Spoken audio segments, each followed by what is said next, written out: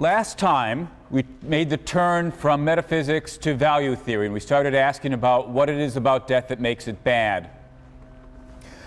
The first aspect of the badness of death that we talked about was the fact that when somebody dies, that's hard on the rest of us.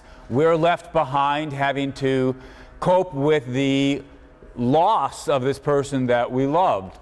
Nonetheless, it seems likely that if we want to get clear about the central badness of death, it can't be a matter of the loss for those who remain behind, but rather the loss, the badness of death for the person who dies.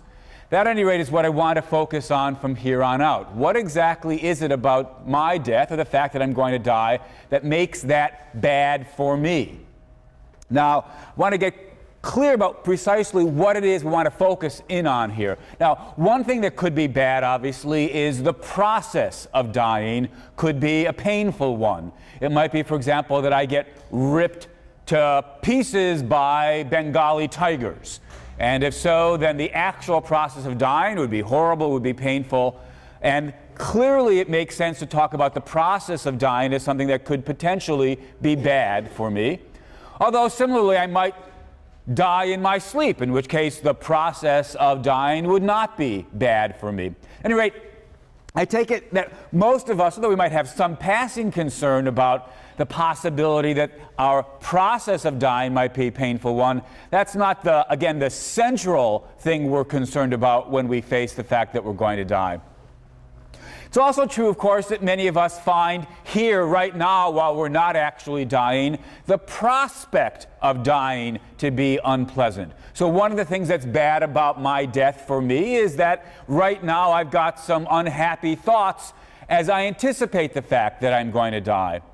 But again, that can't be the central thing that's bad about death, because the prospect of my death, it makes sense for that to be a painful one or an unpleasant one only given the further claim that death itself is bad for me. Having fear or anxiety or concern or regret or anguish or whatever it is that maybe I have now about the fact that I'm going to die piggybacks on the logically prior thought that death itself is bad for me. If it didn't piggyback in that way, it wouldn't make any sense to have fear or anxiety or dread or anguish or whatever it is that I may have now. I mean, suppose I said to you, tomorrow something's going to happen to you, and that thing is going to be simply fantastic, absolutely incredible, absolutely wonderful. And you said, well, I believe you, and I have to tell you I'm just filled with dread and foreboding in thinking about it. Well, that wouldn't make any sense at all. It makes sense to be filled with dread or foreboding, what have you, only if the thing you're looking forward to, anticipating, is itself bad. Maybe, for example, it makes sense to dread going to the dentist if you believe that being at the dentist is a painful, unpleasant experience. But if being at the dentist isn't itself unpleasant, it doesn't make sense to dread it in anticipation. So again, if we're thinking about the central badness of death, it seems to me that we've got to focus on my being dead. What is it about my being dead that's bad for me? Now, if we pose that question, it seems as though the answer should be simple and straightforward. When I'm dead, I won't exist. Now, previously, the first part of the class, we spent some time saying that, look, on certain views, there'll be a period of time in which you might be dead, but your body might still be alive, or you might be dead, but even though your body still exists, it's not alive, but you exist as a corpse. Put all that aside. Go to the period beyond any of that murky stuff in the short term, and just, for simplicity, let's suppose, with the physicalist, that once I die, I cease to exist. All right, so don't we have the answer to what's bad about death right there? When I'm dead, I won't exist. Isn't that the straightforward explanation about why death is bad? Now, what I want to say, in effect, is this. I do think the fact that I won't exist does provide the key to getting clear about how and why death is bad. But I don't think it's quite straightforward. I think, as we'll see, it actually takes some work to spell out exactly how non-existence could be bad for me. And even having done that, there'll be some puzzles that remain that we'll be turning to in a little while. Still, the basic idea seems to be straightforward enough. When I'm dead, I won't exist. Isn't it clear that non-existence is bad for me? Well, immediately you get an objection. You say, how could non-existence be bad for me? After all, the whole point of non-existence is you don't exist. How could anything be bad for you when you don't exist? Isn't there a kind of logical requirement that for something to be bad for you, you've got to be around to receive that bad thing? A headache, for example, can be bad for you, but of course, you exist during the headache.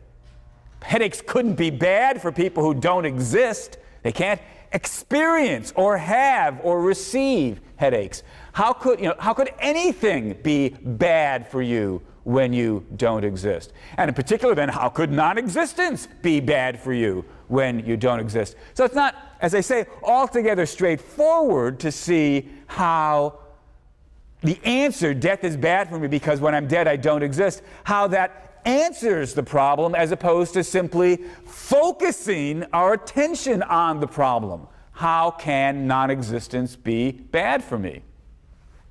The answer to this objection, I think, is to be found in drawing a distinction between two different ways in which something can be bad for me. On the one hand, something can be bad for me, we might say, in an absolute, robust, intrinsic sense.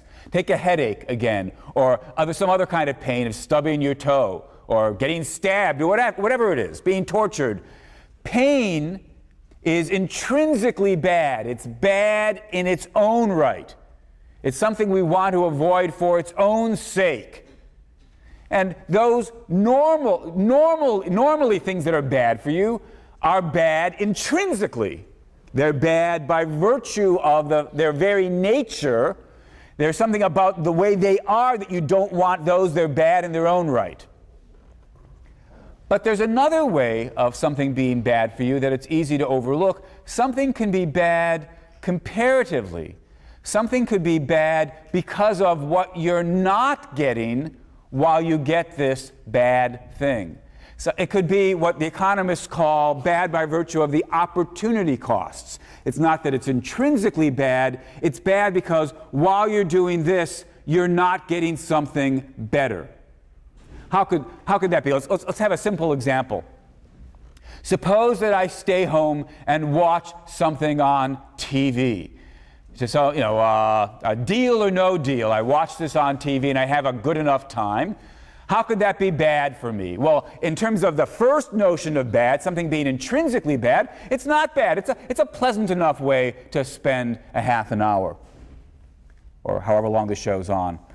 On the other hand, suppose what I could be doing instead of watching a half an hour of television is being at a really great party.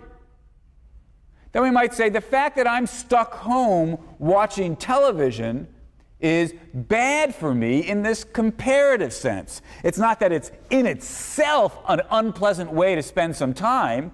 It's just that there's a better way to spend time that I could be doing, in principle at least, if only I'd gone, if only I'd been invited, if only I remembered, what have you.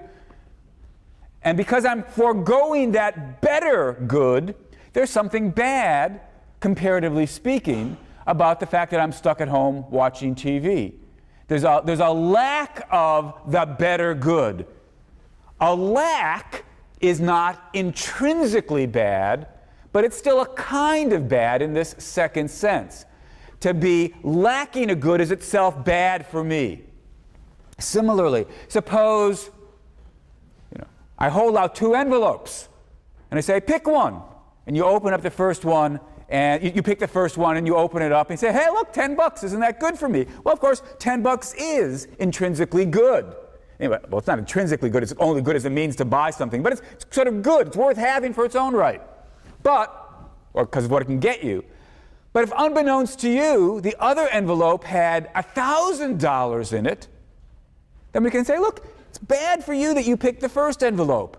Bad in what sense? Because you would have been better off had you picked the second envelope. You would have been having more good or a greater amount of good. Well, non-existence can't be bad for me in our first sense. It can't be that non-existence is intrinsically bad, worth avoiding for its own sake. That would only make sense if non-existence was somehow, for example, painful. But when you don't exist, you have no painful experiences. There's nothing about non-existence in and of itself that makes us want to avoid it. Non-existence is only bad for me in this comparative sense because of the lack. When I don't exist, I'm lacking stuff. What am I lacking? Well, of course, what I'm lacking is life, and more particularly still, the good things that life can give me. So non-existence is bad by virtue of the opportunity costs that are involved. Famously, W.C. Fields on his tombstone says, personally, I'd rather be in Philadelphia. Right? What's bad about being dead is you don't get to experience and enjoy any longer the various good things that life would offer us. So non-existence does point to the key aspect about death. Why is death bad? Because when I'm dead, I don't exist. But if we ask why is and how can it be the case that non-existence is bad, the answer is because of the lack of the good things in life. Because when I don't exist, I am not getting the things that I could have otherwise gotten if only I were still alive. Death is bad because it deprives me of the good things in life. This account is nowadays known as the deprivation account of the evil or badness of death for obvious reasons, right? The key thought is what the central bad about death, about non-existence, is that it deprives you of the goods of life you might otherwise be getting. That's the deprivation account. And it seems to me that the deprivation account basically has it right. Eventually, I'll go on to argue that there are other aspects of death that may also contribute to its badness, aspects above and beyond the one that gets focused on by the deprivation account, but still, it seems to me the deprivation account points us correctly to the central thing about death that's bad. What's most importantly bad about the fact that I'll be dead is the fact that when I'm dead, I won't be getting the good things in life. I'll be deprived of them. That's the badness of death according to the deprivation account. Now, if we accept the deprivation account, if we try to accept the deprivation account, we face some further philosophical puzzles. Puzzles that many people have thought are sufficiently overwhelming that we, despite the initial plausibility of the deprivation account, have to give it up. First objection is this. Look, if something is true, quite general point, it seems, about metaphysics, if something is true, there's got to be a time when it's true. If I make some claim about a fact, there's got to be a time when that fact is true. Here's a fact. Shelley's lecturing to you now about the badness of death.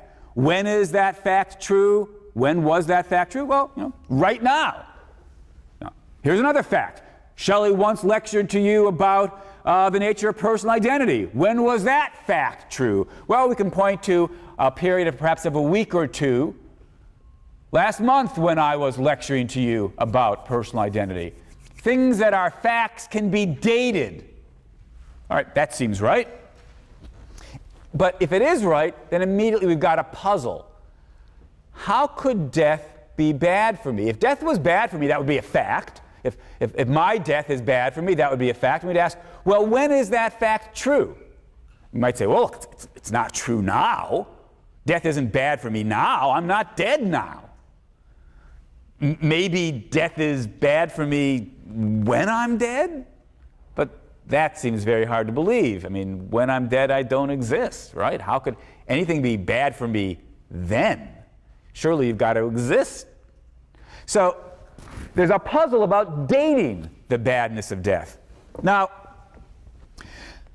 it may be that this puzzle about time and the date of the badness of death is what Epicurus had in mind. There's a passage that I'm going to read to you in a moment from Epicurus. This passage has puzzled people, has puzzled philosophers ever since. Epicurus seems to be putting his finger on something puzzling about death, though it's difficult to pin down exactly what it is that's bugging him. So we're going to try an interpretation or two, but first, here's the passage from Epicurus. So death, the most terrifying of ills, is nothing to us, since so long as we exist, death is not with us, but when death comes, then we do not exist. It does not then concern either the living or the dead, since for the former it is not, and the latter are no more. To say, it's not altogether clear what Epicurus is bothered by there, but one possible interpretation is this puzzle about the timing of the badness of death. Death can't be bad for me now, because I'm alive. Death can't be bad for me when I'm dead. I am no more then. How can things be bad for me then? But if death has no time at which it's bad for me, and if anything that's true, any fact has to have a time when it's true, then the purported fact that death is bad for me can't really be a fact. All right, how could we respond to this objection? Well, one way, of course, is to accept the objection, say, you're right, death isn't really bad for me, and some philosophers have indeed accepted that very conclusion, maybe Epicurus. But most of us want to say, no, death is bad for me, and so we need a better answer to the, oh yeah, when is it bad for you? Objection. Two possible responses. One possible response would be to grab the bull by the horns and say, death is bad for me, facts do have to be dated, let me tell you when it's bad for me. The other possible response is to grab, as it were, the other horn and say, death is bad for me, and I agree that I can't date it, but you were wrong to assume that all facts have to be dateable.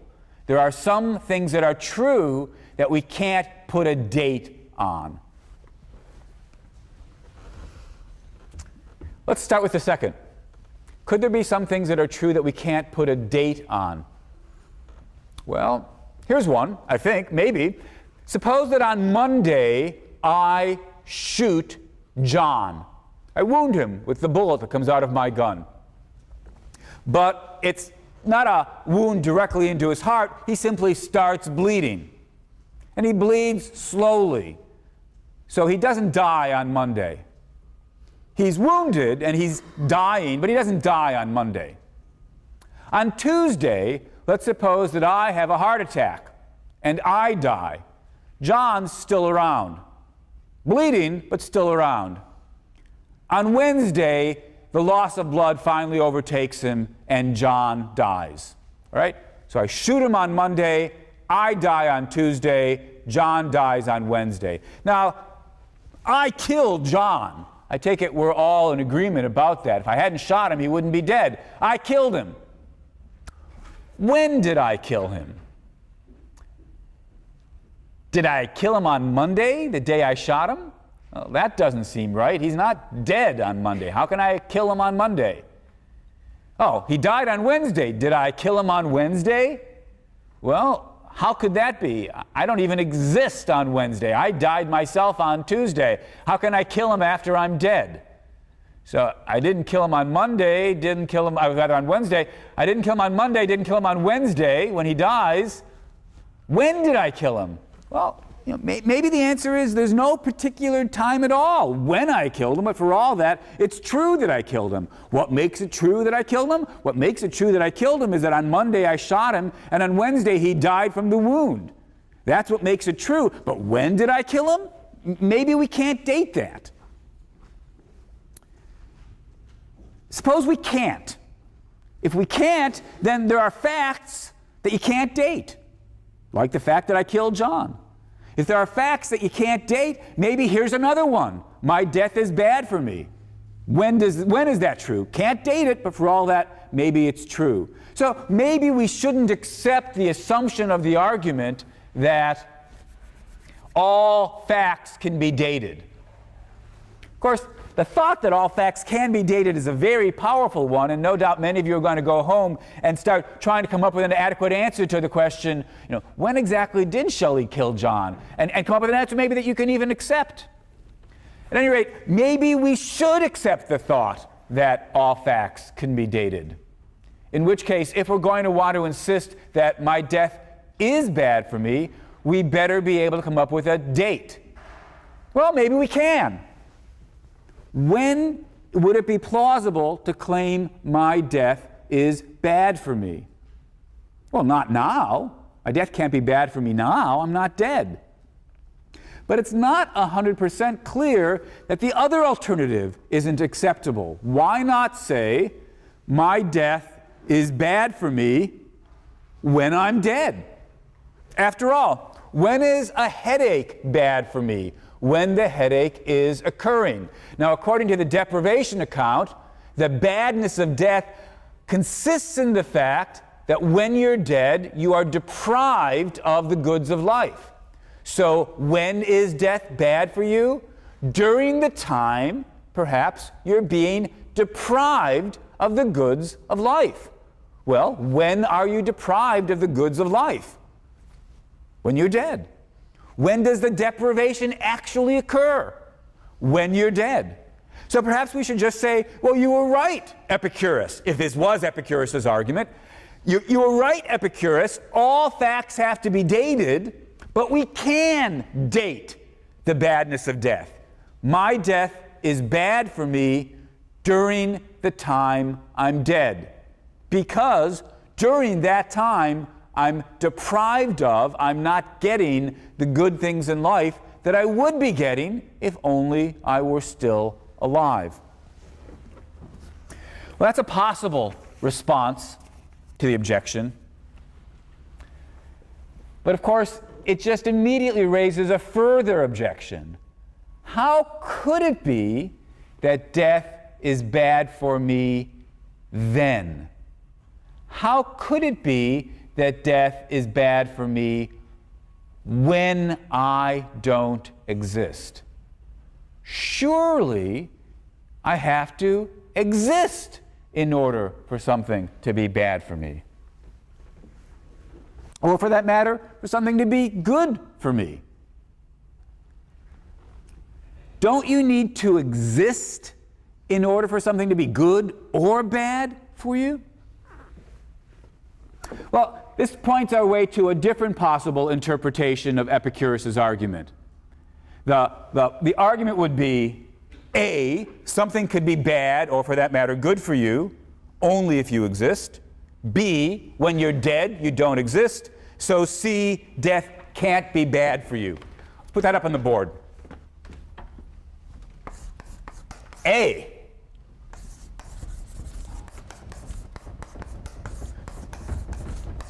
Something can be bad for you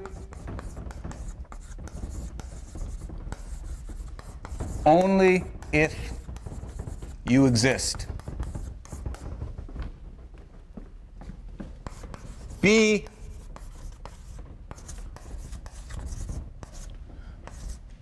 when you're dead, you don't exist.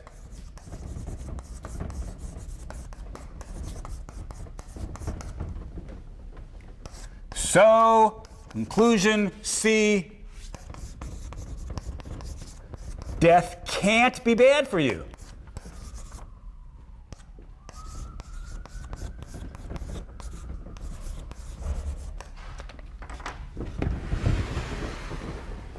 Maybe that's the argument that Epicurus had in mind. Let's hear the quote from Epicurus again. So death, the most terrifying of ills, is nothing to us, since so long as we exist, death is not with us. But when death comes, then we do not exist. It does not then concern either the living or the dead, since for the former it is not, and the latter are no more. Again, the passage from Epicurus isn't altogether clear, but maybe he's got in mind something like this argument. Maybe Epicurus thinks, look, A, something can be bad for you only if you exist. B, when you're dead, you don't exist. So C, death can't be bad for you.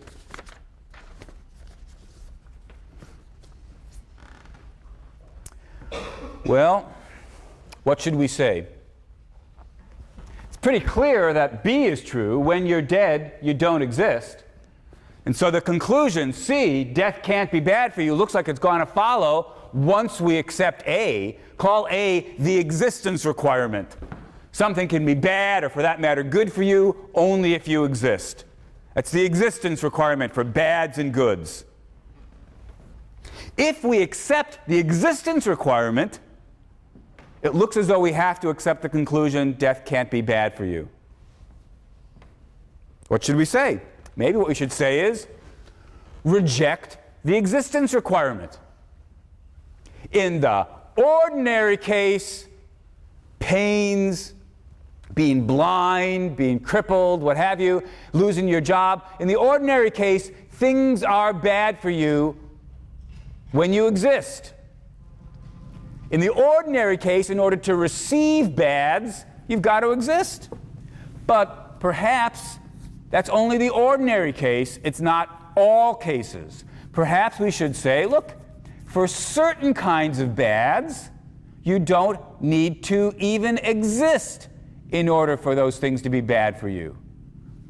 What kind of bads could be like that? Well, of course, deprivation bads would be exactly like that. To lack something, you don't need to exist. Indeed, the very fact that you don't exist might provide the very explanation as to why you've got the deprivation, why you've got the lack. Not all lacks might be like that, right? Remember the television case, you existed while you were being deprived of the great party. You existed while you were getting the mere $10 instead of the $1,000. So sometimes deprivations coincide with existence, but the crucial point about deprivations is you don't even need to so much as exist in order to be deprived of something. Non-existence guarantees that you're deprived of something. So perhaps we should just reject the existence requirement. Perhaps we should say, when we're talking about lacks, when we're talking about deprivations, A is wrong. We should reject the existence requirement. Something can be bad for you even if you don't exist. The existence requirement is false. Well, that would be a possible way to respond to this second possible interpretation of Epicurus' argument.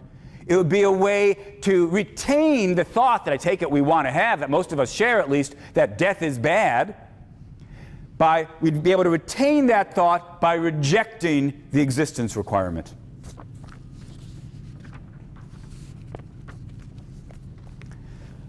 Well, easy to say that, but there are some implications of rejecting the existence requirement that may be rather hard to swallow. Think about exactly what it's saying. It's saying something, for example, death, non-existence, can be bad for somebody even though they don't exist. That's why my death can be bad for me even though I won't exist. But if death can be bad for somebody even though they don't exist, then death could be bad for somebody, that is to say, non-existence could be bad for somebody who never exists. Take somebody who is a possible person, but never actually gets born. It's sort of hard to think about somebody like that, so let's try to get at least a little bit more concrete. I need 2 volunteers. I need a male volunteer from the audience. Good. Okay, you'll be the male volunteer. And I need a female volunteer from the audience. Come on, won't hurt. You're the female volunteer. Okay. What I'd like you to do after class is go have sex and have a baby. Okay. Now, let me just suppose that this isn't actually going to happen. Sorry. Or sorry, I don't know. Let's consider, though, the possibility, never to be actualized, the possibility that they would have sex and have a baby. You know, his sperm join with her egg, form a fertilized egg. The fertilized egg develops into a fetus. The fetus is eventually born. It's the fetus that we got by mixing, egg 37 with sperm 4,309,000. There's a person that could have been born, but let's suppose never does get born. That particular person who could have been born, let's call Larry. Okay, Larry is a possible person. Could happen, but won't happen. Could exist, but won't exist. Now, how many of us feel sorry for Larry? Probably nobody. After all, Larry never even exists. How can we feel sorry for Larry? Now that made perfect sense when we accepted the existence requirement. A, something can be bad for you only if you exist. Since Larry never exists, nothing can be bad for Larry. But once we give up on the existence requirement, once we say something can be bad for you even if you never exist, then we no longer have any grounds for withholding our sympathy from Larry. We can say, oh my gosh, think of all the goods in life that Larry would have had if only he'd been born. But he never is born, so he's deprived of all those goods. And if death is bad for me by virtue of being deprived of the goods of life, then non-existence is bad for Larry by virtue of his being deprived of all the goods of life. I've got it bad, I'm going to die. Larry's got it worse. We should really feel much sorrier for Larry. But I bet none of you feels sorry for Larry, this never to be born at all person. Now it's important in thinking about this that we not slip back into some version of the soul view, especially some version of the soul view where the souls are prior existence. You might imagine there's a scene in Homer, I think, where some sort of sacrifice is being made and all the dead souls, ghosts, sort of hover around, longing to be alive again, to savor the food and tastes and smells of life, right? If you've got this picture of the non-existent, merely potentially possible, but never to be born individuals as somehow really already existing in a kind of ghost-like state, wishing they were born, maybe you should feel sorry for them. But that's not what the story is at all on the physicalist picture that I'm assuming. Non-existent people don't have a kind of spooky, wish I were alive, ghost-like existence. They just don't exist. Full stop. So once we keep that in mind about Larry, it's very hard to feel sorry for him. Of course, look, since I've been going on about how he's deprived of all the good things in life, maybe some of you are feeling sorry for Larry. So it's worth getting clear about just what it would mean to take seriously the thought that it's bad for merely potential people never to be born. How many merely potential people are there? I want you to get a sense of just how many there are. It's not just Larry, the unborn person that would exist if we mixed whatever it was, egg 37 and sperm 4,029,000, whatever the number was. It's not just Larry who's a potential person who never gets born that would have to be an object of our sympathy. There's a lot of merely potential never to be born people. How many? A lot. How many? Well, I once tried to calculate. Well, as you'll see, the calculation is utterly off the back of the envelope, sort of rough, and completely inadequate in ways that I'll point out, but at least it'll give you a sense of just how many potential people there are. Let's start modestly and ask, how many possible people could we, the current generation, produce? Now, as I said, I made this calculation some years ago. Doesn't really matter how inaccurate it's going to be, as we'll see. It's very rough, but it makes the point. How many people are there? How many possible people, rather, could there be? Well, suppose there were 5 billion people.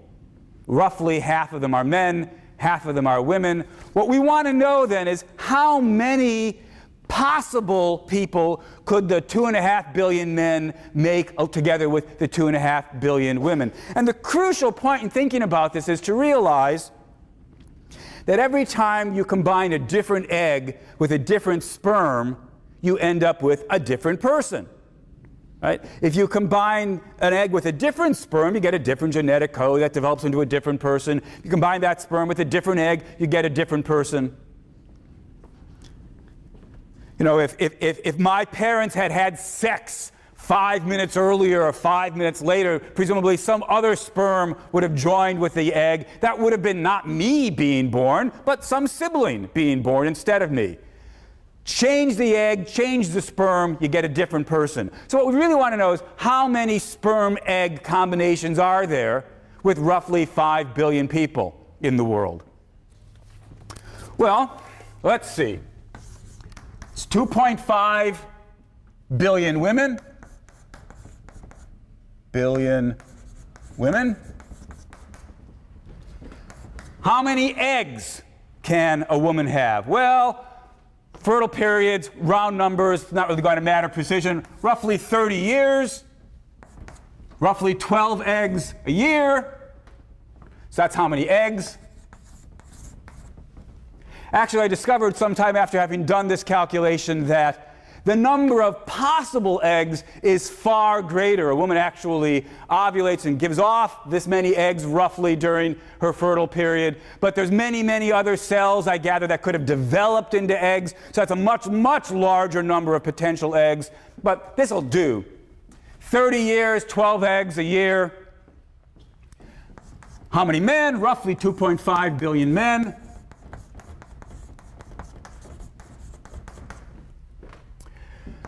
Each man, has a much longer period in which he's able to produce sperm. Let's just be round numbers here, 50 years. How many times a day can the man have sex? Well, certainly more than once, but let's be modest here and just say once a day. So that's 365 times a year. 365 days a year. 365 days, I guess that should be.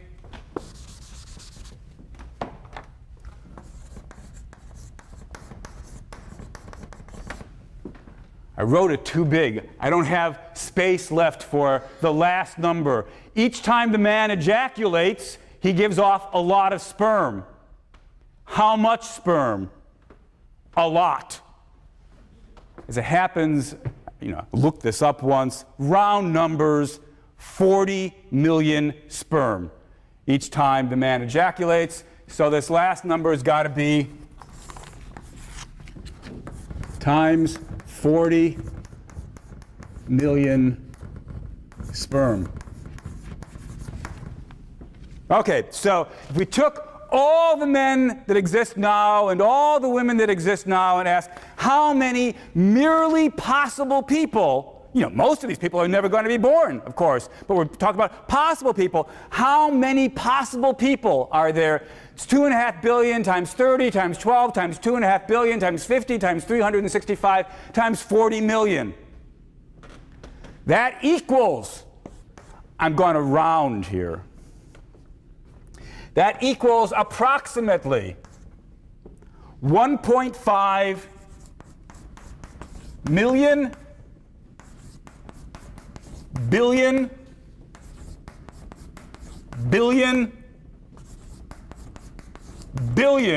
people.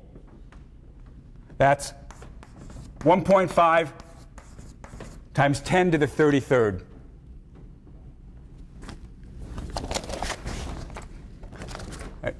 That's how many possible people we could have, roughly speaking, in the next generation, of which, obviously, a minuscule fraction are going to be born. If you're going to feel sorry for Larry, you've got to feel sorry for every merely possible person. Every person who could have been born that never gets born. And there's 1.5 million billion such people, such possible people. And of course, the truth of the matter is, we've barely scratched the surface here. Because now, think of all those people, and think about all the possible children they could have. We got this number starting with a mere 5 billion people. Imagine the number we would get if we then calculated how many possible grandchildren we could have. I don't mean that we could actually have all of those people at the same time, but for each one there is a possible person that could have existed. You quickly end up with more possible people than there are particles in the known universe. And that was just 2 generations, right? 3 generations are going to have more. 4 generations are going to have more. As if we think about the number of possible people who could have existed but will never exist, the number just boggles the mind. And then, if we say we've gotten rid of the existence requirement, and so things can be bad for you even if you never actually exist, then we have to say of each and every single one of those billions upon billions upon billions upon billions upon billions of possible people that it's a tragedy that they never get born because they're deprived of the goods of life.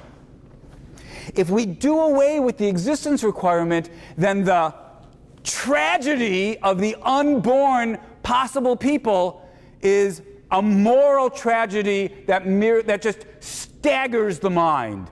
The worst possible moral horrors of human history don't begin to even be in the same ballpark as the moral horror of the loss via deprivation for all of these unborn possible people. Now, I don't know about you, when I think about it, all I can say is, it doesn't strike me as being a moral catastrophe. I don't feel anguish and sorrow and dismay at the loss, at the lack, at the deprivation for the untold billions.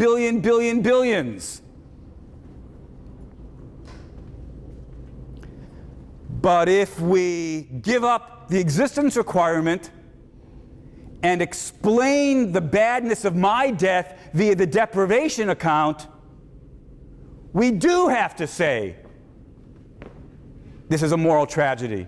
The fact that the billions upon billions are never born. Well, if we're not prepared to say that's a moral tragedy, well, we could avoid that by going back to the existence requirement. But of course, if we do go back to the existence requirement, then we're back with Epicurus's argument. Something can be bad for you only if you exist. When you're dead, you don't exist. So, see, death can't be bad for you. Well, now we've really got ourselves in a philosophical pickle, don't we? if I accept the existence requirement, we've got an argument that says death isn't bad for me, which is really rather surprising. I can keep the claim that death is bad for me by giving up the existence requirement, but if I give up the existence requirement, I've got to say it's a tragedy that Larry and the untold billions, it's a tragedy that they're deprived of life as well. And that seems unacceptable. What should we do? What should we say? The suggestion is that the key here is to think about the claim is that I'm using deprived in two different senses. That when we worry about my death, I'm losing something, namely life, that I've had. But in the case of Larry and the untold billions, they never had life. And so they're not deprived of it in that same sense. I think it's a very promising suggestion. And indeed, I'm not 100% sure I've got exactly where you want to go with this in mind, but I think there's a way of taking that thought and sort of carving a middle path. The problem effectively was this. If we don't throw in any existence requirement, we have to feel sorry for the unborn billions. That doesn't seem acceptable. If we throw in the existence requirement, A, something can be bad for you only if you exist, we end up saying death isn't bad for me because I'm not existing when I'm dead. But maybe there's a more modest way of understanding the existence requirement. Or to put the point in slightly different terms, maybe we can distinguish between two different versions of the existence requirement. A bolder and a more modest version. Let's see.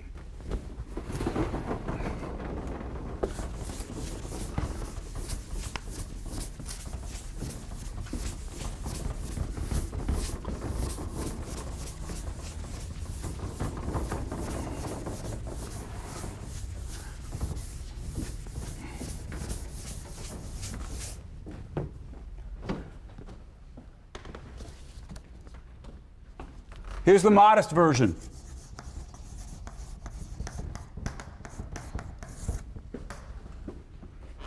Something can be bad for you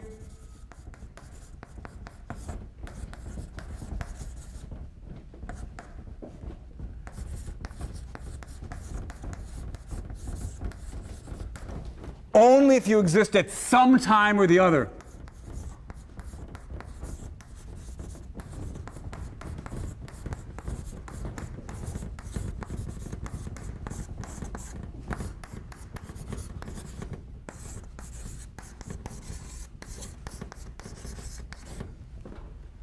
Bolder claim.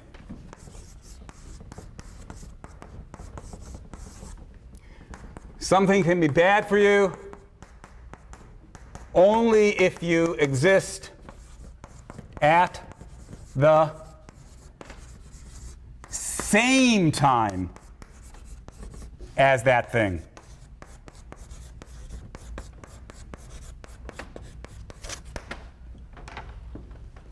All right. These are two different ways of understanding what the existence requirement requires.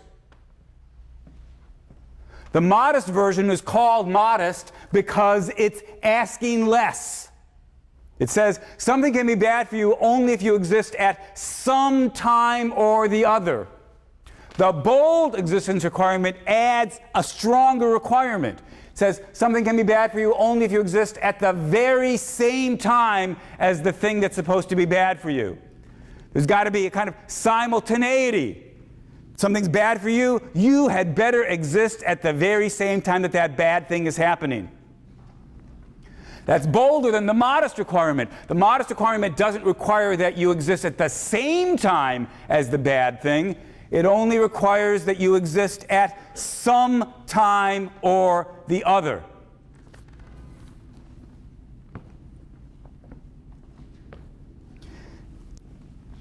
One more minute, we'll finish up. Suppose we accept the bold claim. For something to be bad for you, you have to exist at the very same time as the bad thing. Then death can't be bad for you, because you don't exist at the time of death. Suppose, however, that we accept the modest requirement. For something to be bad for you, you have to exist at some time or the other. Well, since I do exist at some time or the other, after all, I exist right now, death can be bad for me. Admittedly, I won't exist when I'm dead, but that's okay. The modest existence requirement doesn't require that I exist at the very same time as the bad thing. The bold one did, but the modest one doesn't.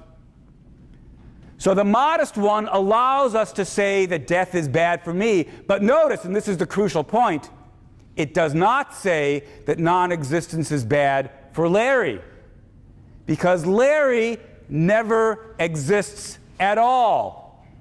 And so he doesn't even satisfy the modest existence requirement.